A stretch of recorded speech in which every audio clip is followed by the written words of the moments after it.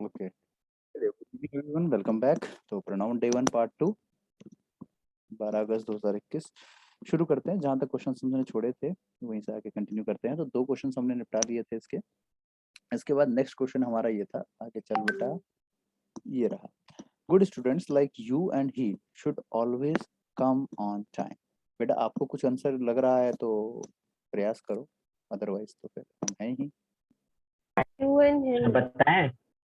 हाँ हाँ बिल्कुल, बताओ और क्या। You and him should always come on time, correct. Then के बाद सी हो जाएगा, यहाँ पे सब करेक्ट हो गया। ओके ओके ओके, कोशिश अच्छी है, बताते हैं। बहुत बढ़िया बहुत बढ़िया।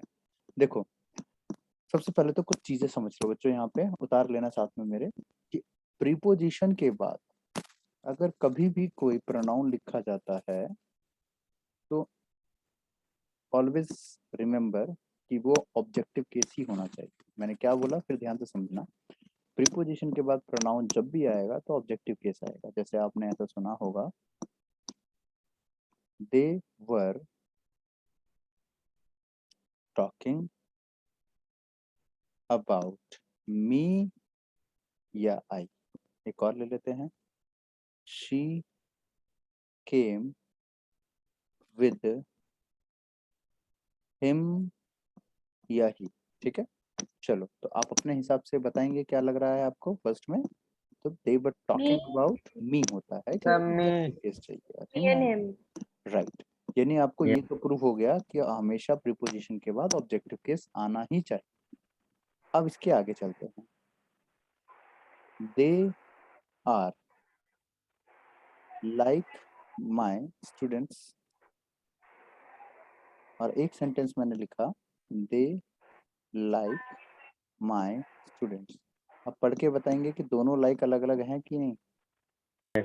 अलग अलग है, राइट, अलग अलग है। दोनों की मीनिंग बिल्कुल अलग अलग आ रही है। समझ रहे हो बात को, दोनों की मीनिंग बिल्कुल अलग अलग है। तो यहाँ पे एक लाइक जो यानी ऊपर वाला लाइक है, इसका मतलब आ रहा है जैसा, तो उसके जैसा, राइट। और नीचे वाला पसंद। नीचे वाले का मतलब है पसंद, जो आप लोगों ने बहुत बार यूज किया होगा, निब्बा निब्बी कॉन्सेप्ट। ठीक है, पसंद करना, ओ सॉरी उल्टा लिख दिया मैंने। ऊपर वाले का मतलब था जैसे, नीचे वाले का मतलब पसंद करना।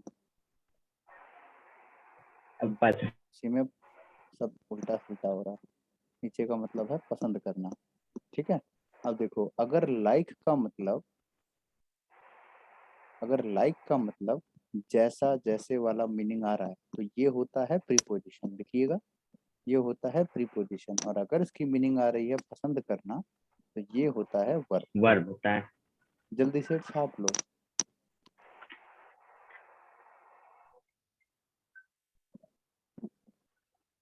सर एक बार फिर से बताएंगे। देखो अगर लाइक की मीनिंग जैसा जैसे ऐसा मीनिंग आ रहा है तो उसका मतलब होता है कि वो लाइक प्रीपोजिशन की तरह काम कर रहा है। और अगर इसकी मीनिंग पसंद करने वाली आ रही है तो ये वर्ब की तरह काम करता है। यानी कि यहाँ पे लाइक प्रीपोजिशन है और यहाँ पे ये वर्ब है। लाइक भी प्रीपोजिशन हो सकता है? बिल्कुल, क्यों नहीं हो सकता। हो गया एवरीबॉडी? सर एक सेकंड और। कुछ नया सीखने को मिला यहाँ से। चलिए आगे चलते हैं। तो इसके अपोजिट को भी जरा देख लेते हैं। जैसे आपने YouTube पे कोई वीडियो पसंद आ रही है तो आप उसको लाइक करते हो, और अगर वीडियो पसंद नहीं आ रही है तो उसको क्या करते हो, डिसलाइक या अनलाइक? अनलाइक। अनलाइक। अनलाइक, बढ़िया।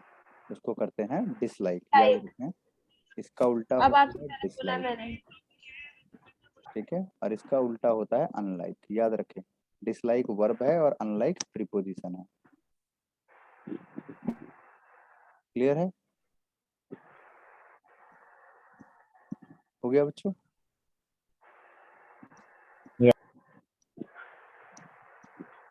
चलो जल्दी जल्दी नोट किया करो यार, वरना ऑयली स्किन हो जाती है। फटाफट नोट किया करो।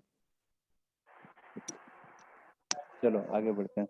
सब सबकी किस्मत ऐसे थोड़ी बिल्कुल मतलब एकदम मोनिका जैसे पीछे एसी चल रहा है इतना बड़ा, एकदम मजेदार, है ना, मौज ले रहे हैं। बाकी तो ऐसे पसीना पोंछते पोंछते पढ़ रहे हैं बिल्कुल। ऑयल स्किन एसी में भी हो जाती है। ऐसे ऐसे करके पढ़ रहे हैं, आंखों के नीचे से वो वो क्या बोलते हैं, डार्क सर्कल, हंसते हैं तो गाल पे पिंपल आ जाता है ना, ऐसे भी होती है।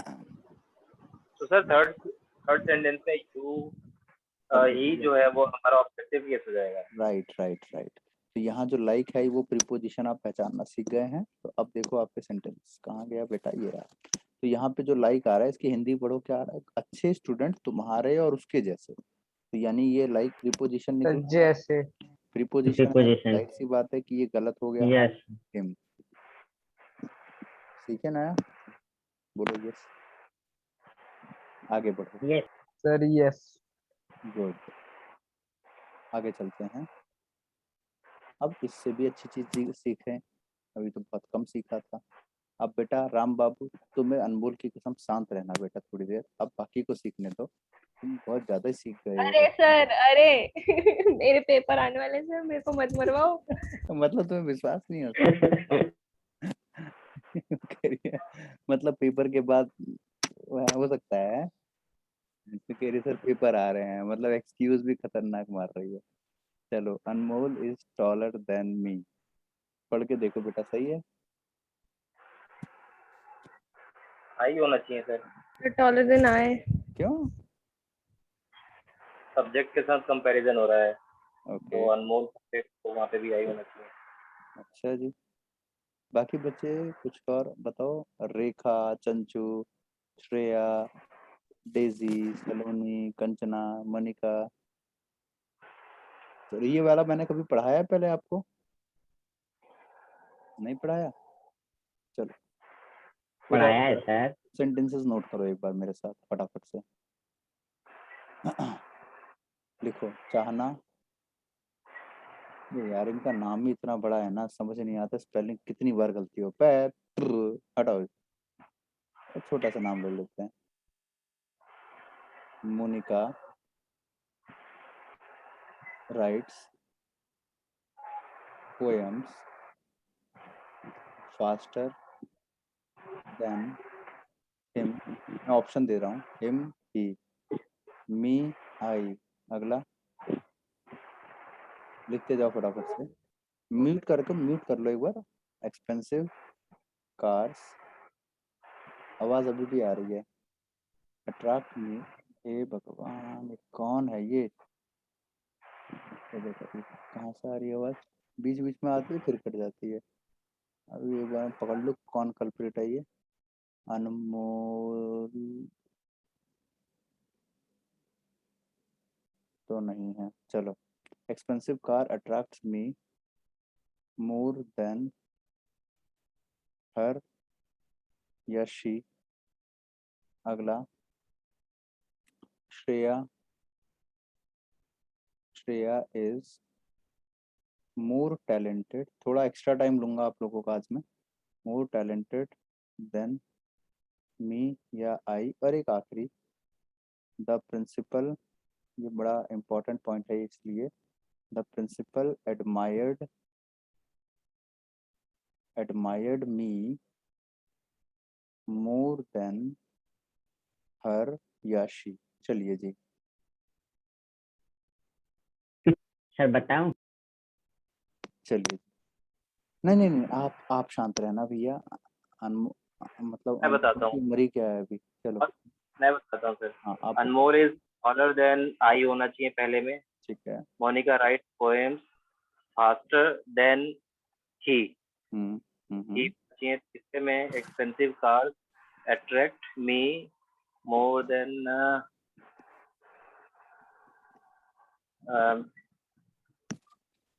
हर, मोर देन हर। अच्छा, वहाँ पे ऑब्जेक्ट का कंपैरिजन है। Shreya is more talented than I and she the principal admired me more than her. सारे एग्री हुए? सोनू, सलोनी, कंचना, डेजी, रिद्धिमा, सुरभि, वर्मा, अनमोल, सारे एग्री हुए इनके आंसर से? नहीं, सर मेरे को तो टॉलर देन मी लग रहा है।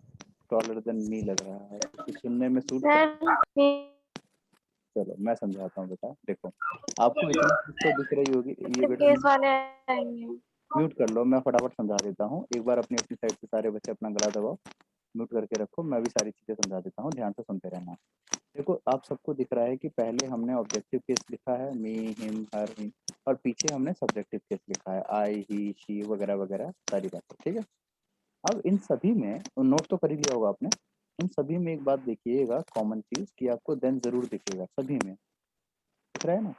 ये जो देन वाला वर्ड होता है ये बड़ा इंटरेस्टिंग वर्ड है। ये एक कंजंक्शन होता है जो कि कंपेयर करने के लिए लगाया जाता है। ये क्या कहता है कि कंपैरिजन हमेशा बराबर करो, यानी अगर सब्जेक्ट को कंपेयर करेंगे तो हमेशा क्या लगाया जाएगा बच्चों, तो सब्जेक्टिव केस लगाया जाएगा। अगर हम कभी भी ऑब्जेक्ट को कंपेयर करेंगे तो ऑब्जेक्टिव केस, यानी कि इक्वल इक्वल होना जरूरी है। ऑब्जेक्ट को कंपेयर करेंगे देन ऑब्जेक्टिव केस, ठीक है।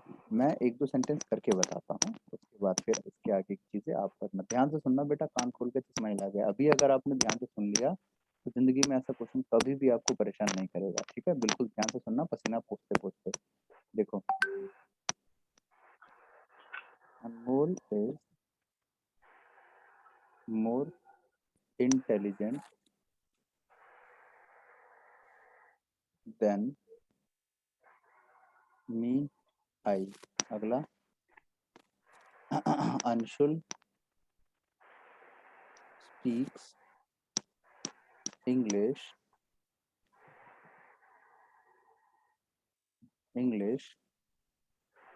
Better than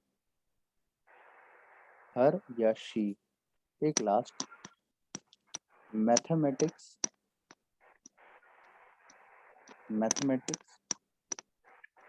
haunts me more than him या he, ठीक है। अब ये मैं समझाता हूँ बेटा, साथ साथ में सुनते रहना अच्छे से। ओके ओके, सुनो सुनो सुनो। अब Anmol is more intelligent than me, I, इस सेंटेंस में बताओ क्या कोई एक्शन वर्ब है? एक्शन वर्ब आ रहा है जी? नहीं आ रहा। कहीं पे भी कोई एक्शन, मतलब हंसना, बोलना, खाना पीना, रोना, सोना, धोना, कोई वर्ब नहीं आ रहा, मेन वर्ब नहीं आ रहा, कहने का मतलब है। ऑक्सिलरी वर्ब तो आ रहा है, मेन वर्ब नहीं है। देखो ना, अनमोल नाउन है यानी सब्जेक्ट है, इज हमारा ऑक्सिलरी वर्ब आ गया, मोर इंटेलिजेंट हमारा एडजेक्टिव होता है, देन हमारा कंजंक्शन हो गया, मी आई प्रोनाउन हो गया।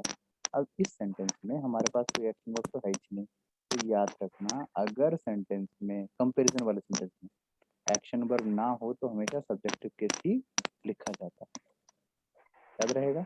अगर एक्शन कंपैरिजन वाले सेंटेंस में एक्शन वर्ब नहीं होता तो हमेशा सब्जेक्टिव केस ही लिखो।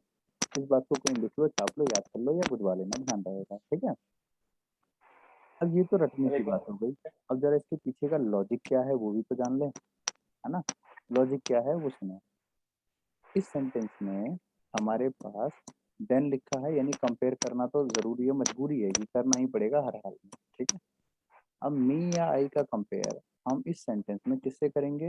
अनमोल से। क्या अनमोल के अलावा कोई और ऑप्शन है जिससे हम कंपेयर कर सकते हैं?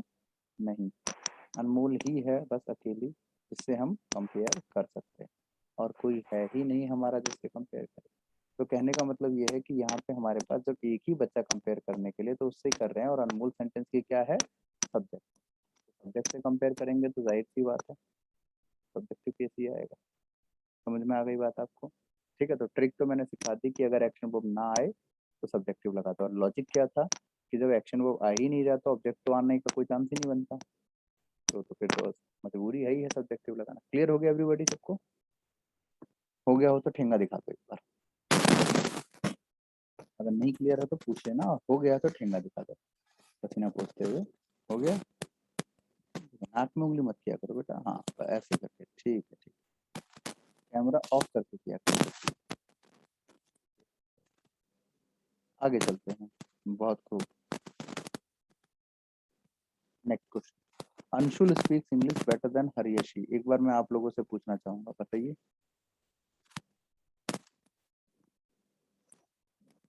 हरियशी इसमें हर आएगा क्योंकि एक्शन सर हर आएगा। की बताओ, क्योंकि एक्शन वर्ब है क्या आया? Sir, action action verb verb आ रहा है इसलिए क्या आएगा? हर आएगा बेटे। बहुत सर बढ़िया, हर शाबाश। आएगा। बिल्कुल गलत है, ठीक है, सुनना। शी एंड एक नंबर की पगलेट हो, क्या हो बेटा? बोलो पगलेट हैं। अब सुनो आगे, देखो मैंने आपको ये तो बात बोली कि अगर सेंटेंस में एक्शन वर्ब ना हो तो सब्जेक्टिव केस लगाओ। मैंने ये तो नहीं बोला कि अगर एक्शन वर्ब आया तो ऑब्जेक्टिव लगाओ, है ना। तो इतना एक्स्ट्रा दिमाग खर्च मत करो बेटा, खर्च हो जाएगा, खत्म हो जाएगा। फिर बताओ, फिर कहोगे कि सर मेरा परसों पेपर था, सारा खत्म कर दिया आपने। अब सुनो गौर से, अपना दिमाग लगा रहे हो ज्यादा। यहाँ पे हमारे पास अंशु सब्जेक्ट है, स्पीक वर्ब है और इंग्लिश ऑब्जेक्ट है हमारे पास। इस बार पिछली में क्या था कि हमारे पास वर्ब था ही नहीं, एक्शन वर्ब था ही नहीं, तो ऑब्जेक्ट का तो कोई मतलब बनता ही नहीं है। यहाँ पे तो आ गया ना ऑब्जेक्ट, इंग्लिश आ गया। अब कंपेयर करते हैं जरा, देखो यहाँ पे जो हर या शी है तो इंसानी। हर या शी जो लिखा है ये होगा तो इंसानी, जाहिर सी बात है। अब इंसान का कंपेयर हम इंसान से करें या इंग्लिश से, कॉमन सी बात है। अंशुल पर्सन है ना, तो पर्सन का कंपेयर तो पर्सन से ही हो सकता है। तो अंशुल सब्जेक्ट में लिखा है, सब्जेक्टिव केस। हम ये थोड़ी कह सकते हैं कि अनमोल जो है वो टेबल से सुंदर है, ये तो पॉसिबल ही नहीं है भाई। इंसान का कंपेयर इंसान से, लिविंग का लिविंग, नॉन लिविंग का नॉन लिविंग। समझ में आया। अगले वाले को चेक करते हैं एक बार, देखो यहाँ तक पढ़ के। मैथमेटिक्स सब्जेक्ट है, हॉन्ट्स वर्ब है, मी ऑब्जेक्ट है। सर अब तो हिम आएगा। कहाँ लिखा है, सब्जेक्ट में या ऑब्जेक्ट में, बताओ। सब्जेक्ट में लिखा है हाँ, मैथमेटिक्स। सब्जेक्ट में लिखा है कि ऑब्जेक्ट में लिखा है? ऑब्जेक्ट में लिखा है, तो हिम आएगा। अब क्लियर हो गया एवरीबॉडी, बोलो यस। नहीं क्लियर है यस। तो बता देना, और क्लियर हो गया तो भी बता देना। यस। यस, बढ़िया बढ़िया, शाबाश। राम बाबू का डन। अनमोल क्लियर हुआ, रेखा आईफोन, सुरभि वर्मा, अरे वाह, अच्छा। इनकी भाभी जी हूँ। 3 क्या, 3 रुपए चाहिए? तो इनसे 3 रुपए मांगे थे, आपने नहीं दिए। मैं समझा नहीं क्या कह रही है। तो 3 बार रिपीट कर दूं? ओके, 30 रुपए आप मुझे दोगे। सर थर्ड बता दो एक बार दोबारा। ओहो, ऐसा बोलो ना। अरे, कितना वो उंगली दिखा के 3 3 3 बोल रही हैं, मैं समझ ही नहीं पा रहा हूँ ये कहना क्या चाह रहा है। चलो आगे चलते हैं। ये थर्ड वाले पे देखो, मैथमेटिक्स हॉन्ट्स मी मोर देन हरियश, जो भी है। अब देखो यहाँ पे मैथमेटिक्स सब्जेक्ट है, हॉन्ट्स वर्ब है, हॉन्ट्स मतलब होता है डराना, मी ऑब्जेक्ट है। यहाँ पे मैथमेटिक्स नॉन लिविंग थिंग है और मी लिविंग थिंग है। तो इंसान का कंपेयर तो इंसान से ही होगा, और इंसान कहाँ लिखा है, ऑब्जेक्ट में लिखा है, तो ऑब्जेक्टिव केस। मतलब यहाँ पे आपको देखो 2 बातें याद रखनी है। पहली बात तो ये, वो नहीं जो तुम सोचने वाले। पहली बात ये कि अगर सेंटेंस में एक्शन वर्ब ना हो तो सब्जेक्टिव लगाओ। और दूसरी बात ये कि अगर सेंटेंस में एक्शन वर्ब आ गया तो बड़े ही प्यार से करो। अगर सेंटेंस में एक्शन वर्ब आया तो ये देखो कि इंसान कहाँ लिखा है। अगर पर्सन सब्जेक्ट में लिखा है तो सब्जेक्टिव केस, ऑब्जेक्ट में लिखा है तो ऑब्जेक्टिव केस। क्लियर हुआ, बोलो yes. Ten ten ten.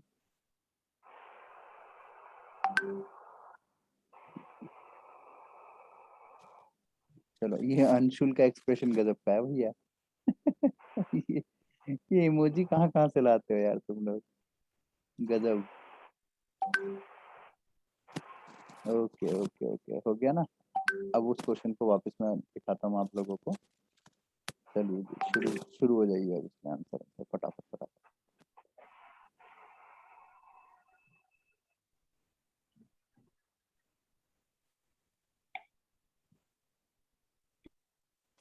Sir बताएं।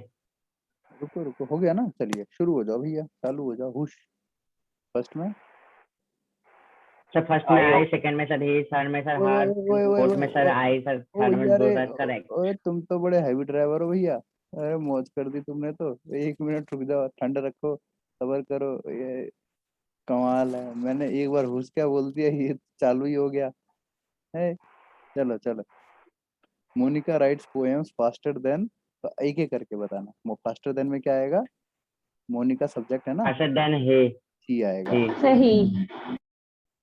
सर थर्ड में हर। और आएगा अगले में, सर आई।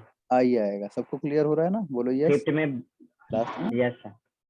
फिफ्थ में सर दोनों करेक्ट है, क्योंकि यहाँ प्रिंसिपल दोनों सर सब्जेक्ट पॉसिबल में है, सर यहाँ पे बहुत लड़। बढ़िया। चलो ये यस याद सर। रखा है इन्होंने, इसका मतलब पढ़ा हुआ सब याद है इनको। लास्ट वाले में देखो दोनों की पॉसिबिलिटी बनती है।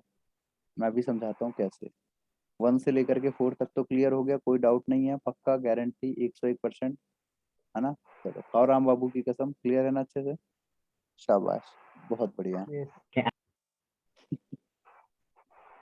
चलो शाबाश। पहले मैं क्लास में बोलता था बेटा क्लियर है पक्का, खाओ मेरी कसम। सर आपकी, अबे भागे यहाँ से, चल मेरी कसम मत खा रहे तू। मैं बोलता था कि खाओ अपने अपनी के फोन की कसम, तो कोई नहीं खाएगा। बोलता खाओ मेरी कसम, तो हाँ हाँ कोई नहीं सर, यह हो गया, याद हो गया। चलो अब आगे चलते हैं। यहाँ जो लास्ट वाला है ना, ये हो सकता है कि आपको थोड़ा सा परेशान करे। इसको मैं थोड़ा और खोल देता हूँ। देखो, the principal admired me more than हरियाशी। इस सेंटेंस से मैं थोड़ा एक रिलेट करके दिखाता हूँ आपको। She likes you more than me. और एक और ले लेते हैं, she likes you more than I. बताना कौन सा सही है सर क्लियर हो गया। बेटा? दोनों ही सही है, दोनों ही दोनों करेक्ट है। क्यों? देखो, हमने कहा अगर इंसान सब्जेक्ट में है तो सब्जेक्टिव केस लगाओ, ऑब्जेक्ट में तो ऑब्जेक्टिव सब्जेक्टिव केस केस लगाओ, ठीक ऑब्जेक्ट है का ना? तो ऑब्जेक्टिव। समझे? तो यहाँ पे देखो मीनिंग अलग अलग है, लेकिन मीनिंग अलग अलग है। क्या? मी ऑब्जेक्टिव केस लिखा है, आई सब्जेक्टिव केस लिखा है। इसका मतलब पहले सेंटेंस में एक सब्जेक्ट है और दो ऑब्जेक्ट है। नीचे वाले सेंटेंस में दो सब्जेक्ट है और एक ऑब्जेक्ट है। तो इसका मतलब क्या है कि फर्स्ट सेंटेंस के मीनिंग है कि शी जो है वो यू को भी लाइक कर रही है और ये इसको भी लाइक कर रही है। इसको ज्यादा लाइक कर रही है, इसको कम।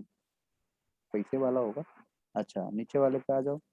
नीचे वाले में दो सब्जेक्ट है, एक ऑब्जेक्ट है। इसका मतलब ये और ये दोनों मिल करके इसको लाइक कर रहे हैं। वो ज्यादा, ये कम। पॉसिबल है कि नहीं है? एक अनार दो बीमार लगे हुए हैं, दोनों के दोनों, है ना? इसको मैं चाहता हूँ नहीं, इसको मैं चाहता हूँ, इस चक्कर में लगे हुए हैं दोनों। ठीक है, तो एक अनार दो बीमार पॉसिबल है ना दोनों केस? बोलो यस। क्लियर हो यस। गया? Very good. ये इस तरीके से इसको हमें करना था। ठीक है, चलो अगर ये क्लियर हो चुका है तो अब जरा इसको अभी हम फिनिश करने की कगार पे हैं। तो मैं आपसे बस दो प्यारा सा सेंटेंस पूछूंगा, बताइएगा ठीक है कि नहीं। राम बाबू एक सेकंड शांत रहना। देखो, Anmol is taller than you और Anshul speaks English better then you. सही है? पढ़ के देखो।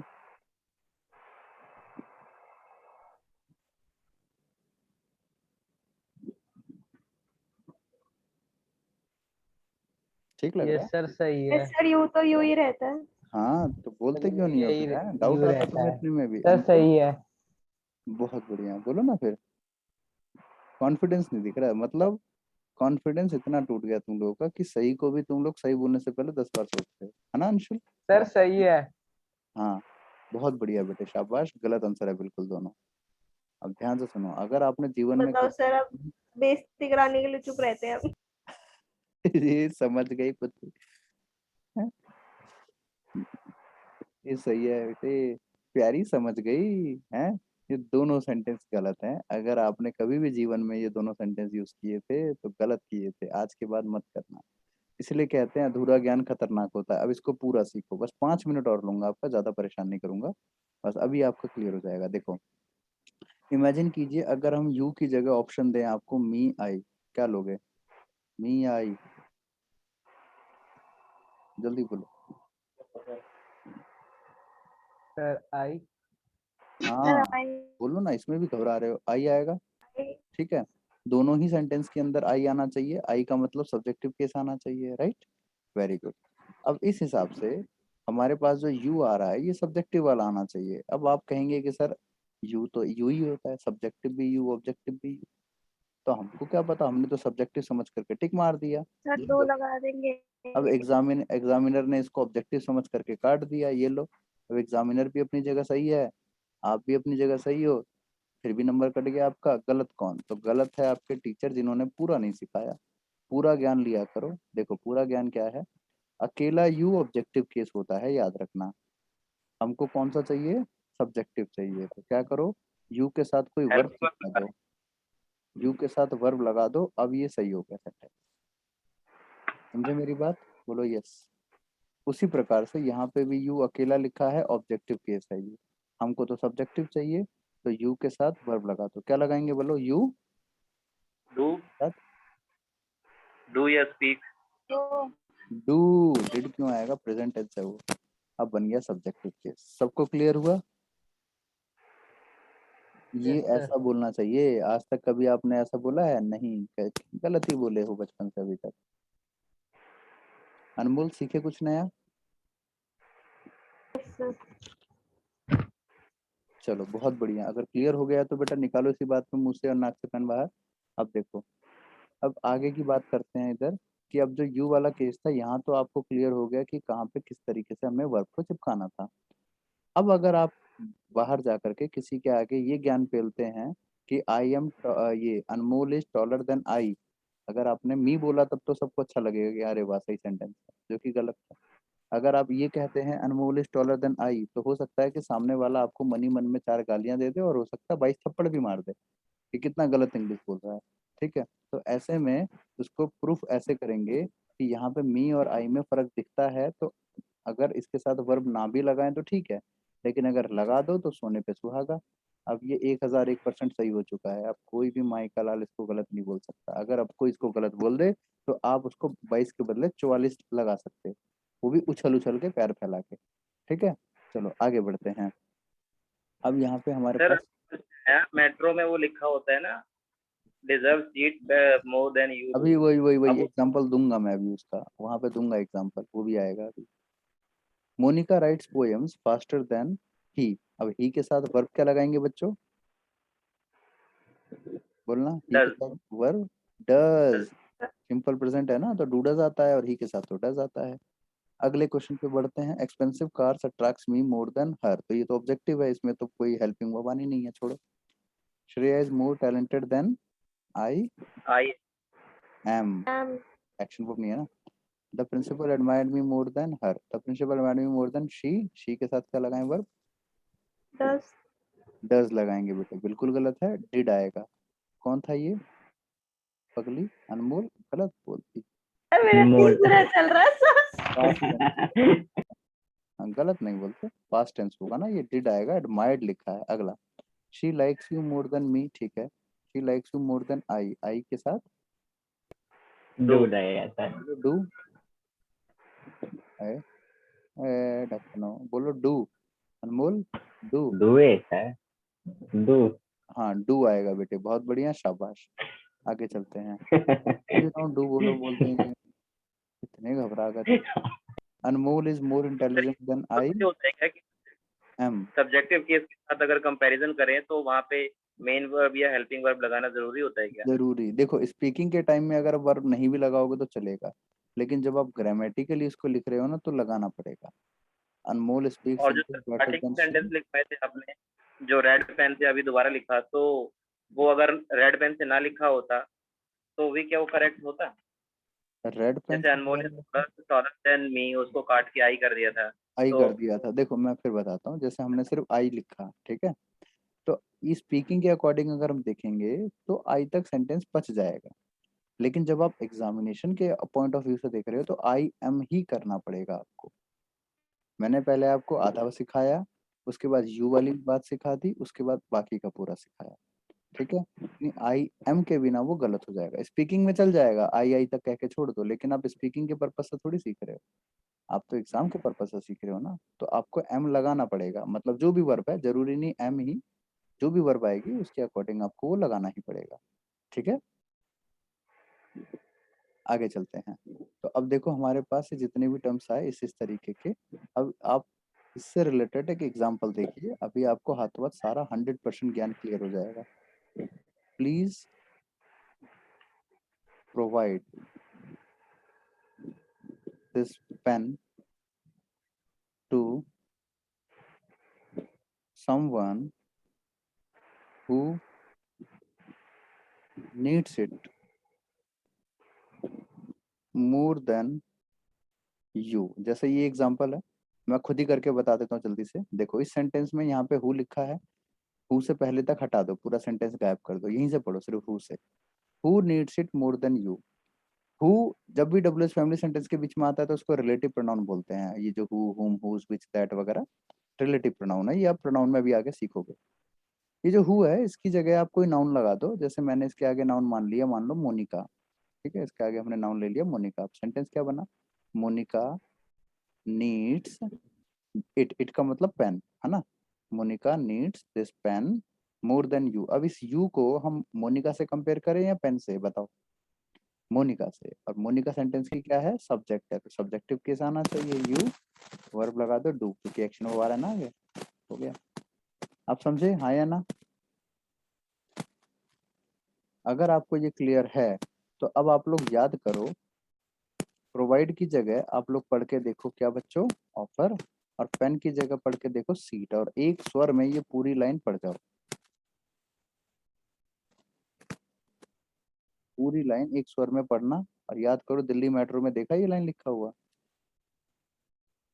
जो बूढ़े बुजुर्गों की यस सीट होती है सर। ना, उसमें लाइन लिखा होता है, please offer this seat to someone who needs it more than you do. याद आया? तो वहां पे डू लिखना कंपलसरी है, अगर डू नहीं लिखा तो सेंटेंस गलत है आपका।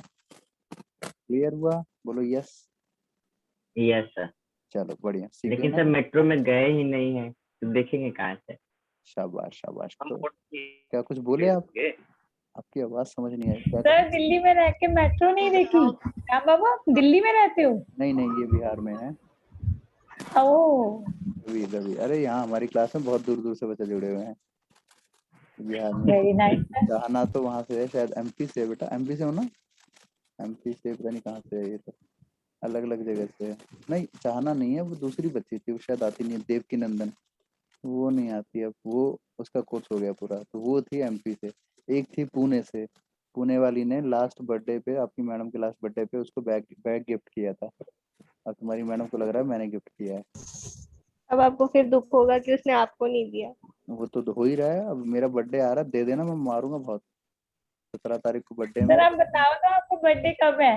वो तो दिया, 17 तारीख को आ रहा है। ठीक है, मैं 15 को सर, 15 अगस्त?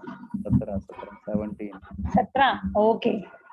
तो मैं आपको एड्रेस व्हाट्सअप कर दूंगा। मेरे को गिफ्ट चाहिए अच्छा वाला, मुझे नहीं पता, चाहे फेंक के मारो चाहे दे के मारो गिफ्ट पहुंच जाना जयराम बाबू की तरह मैसेज देके मारो। चाहिए। और ऐसा मत करना कि पेमेंट ऑन डिलीवरी कहीं ऐसा ना हो कि डिलीवरी लेके आए और बोले हाँ जी आपका इतना लाख रुपए हो गया। अबे भाई मेरे ऊपर ही बिल फाड़ दोगे तुम लोग, है ना? ऐसा नहीं होना चाहिए भाई, ठीक है, वरना मैं भगा दूंगा वापस। चल बे चल, हमें लेना ही नहीं है, ले जा, जिसका है उसको वापस दे आ। चलो जी, हो गया ना? अब आगे बढ़ते हैं, नेक्स्ट क्लास में इसके आगे की चीजें पढ़ेंगे। आज पर्सनल प्रोनाउन हो गया, स्टार्टिंग के 2-3 प्रोनाउन टाइम लेने वाले हैं, उसके बाद तो फिर हम इसको कारी बना देंगे। ठीक है, मिलते हैं अगली क्लास में, तब तक के लिए बाय बाय, नमस्ते सर। गुड नाइट, जय हिंद, मौज करो। बाय सर, जय हिंद, तब तक गुड तैयार नाइट। अपना गिफ्ट तैयार रखो।